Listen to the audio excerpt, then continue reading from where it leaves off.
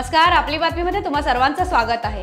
भारत आणि युरोपियन महासंघ यांच्यात 2 दशकांची धोरणात्मक भागीदारी आहे। लोकशाही मूल्यांवरील सामायिक विश्वास, सामायिक प्रगती आणि समृद्धीसाठी सामायिक वचनबद्धता हे त्याचं मूळ आहे। पंतप्रधान माननीय नरेंद्र मोदीजी यांनी सांगितलं।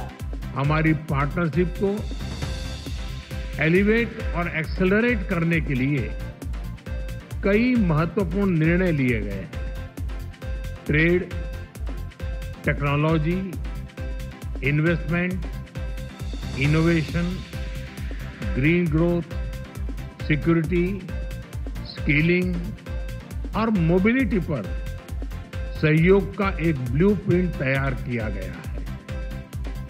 हमने अपनी टीम्स को एक पारस्परिक लाभकारी बायलैटरल फ्री ट्रेड एग्रीमेंट को, एफटीए को इस वर्ष के अंत तक संपन्न करने का निर्देश दिया। फ्रेंड, इन्वेस्टमेंट फ्रेमवर्क मजबूत करने के लिए इन्वेस्टमेंट प्रोटेक्शन और जीआई एग्रीमेंट पर भी आगे बढ़ने की बात हुई है। महाराष्ट्र सरकारचा हा खेळाडूंसाठीचा महत्त्वपूर्ण निर्णय, तो निर्णय अखेर काय आहे ते मुख्यमंत्री माननीय देवेंद्र फडणवीस जी यांच्याकडून जाणून घेऊया। कुछ निर्णय भी हम लोगों ने लिए। हमारे खिलाड़ियों को सीधे जो सरकारी नौकरी में एक प्रकार से सम्मिलित करने का निर्णय है। बहुत बड़े पैमाने पर खिलाड़ियों को सीधे नौकरियों में हमने जगह दी हुई है और उसके साथ साथ अंतर्राष्ट्रीय और राष्ट्रीय लेवल पर जीतने वाले जो खिलाड़ी है इनके लिए प्रोत्साहन का पुरस्कार भी बहुत हम लोगों ने बढ़ाया है।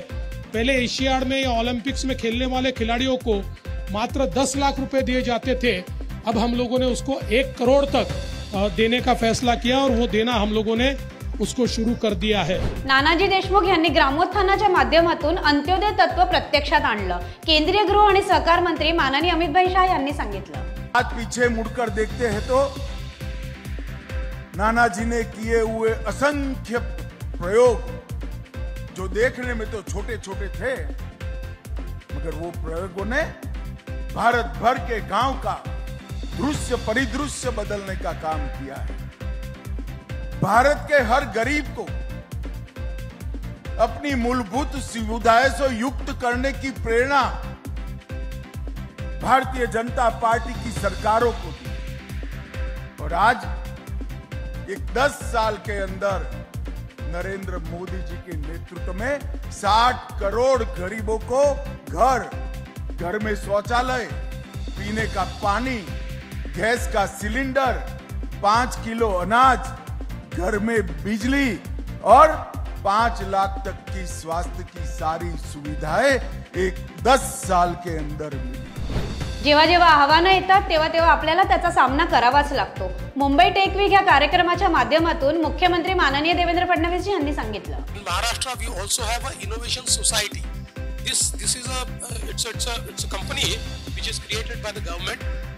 This innovation society also looks at all type of innovations. So I think we have already done that. Having said that, I agree with you that we need to do more because today the nature of business is changing and we have to work more on policy making because I think now the role of government is not to do business, it's more of governance, and that is why with all our different departments, like I created the IT department. There was no IT department in Maharashtra. In 2017, while creating this department, I created a separate IT department. Today, IT department is doing a very good job. So, critical. It's very critical. So, I think in our polity, whenever challenge comes, we rise to the occasion. So, we have been doing it, but I agree that we have to do more. Cancer की रोकथाम के लिए जन जागरण अभियान चलाना होगा। प्रधानमंत्री जन आरोग्य योजना के तहत आयुष्मान भारत योजना में 90% कैंसर मरीजों का इलाज शुरू हो चुका है। राष्ट्रीय अध्यक्ष माननीय जेपी नड्डा जी यांनी दिली माहिती। एक कैंसर के बारे में भी जहां केसेस बढ़ रहे हैं और उस केसेस के बढ़ने में lifestyle is a very important factor और उसके साथ साथ हमारे eating habits is also a very very important factor. तो हमको यह भी देखना पड़ेगा कि हम इसमें भी किस तरीके से जन जागरण कर सकते हैं, लोगों को जोड़ सकते हैं। और आपको जानकर के खुशी होगी कि अभी आयुष्मान भारत के कार्यक्रम प्रधानमंत्री जन आरोग्य योजना के तहत जो आयुष्मान भारत का हेल्थ का कवरेज मिल रहा है, 90% according to Lancet 90% of people being detected by cancer within 30 days they are detected और उनका इलाज शुरू हो जा रहा है।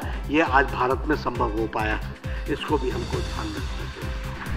उद्धव ठाकरे यांना आत्मपरीक्षणाची गरज। मुंबईत माध्यमांशी बोलताना मुख्यमंत्री माननीय देवेंद्र फडणवीस जी यांचा उद्धव ठाकरे यांना सल्ला। उद्धव ठाकरे हे अशा गोष्टी बोलत असतात, रोज जर त्याला उत्तर द्यायला लागलो तर एवढा वेळ थोडी माझ्याकडे आहे।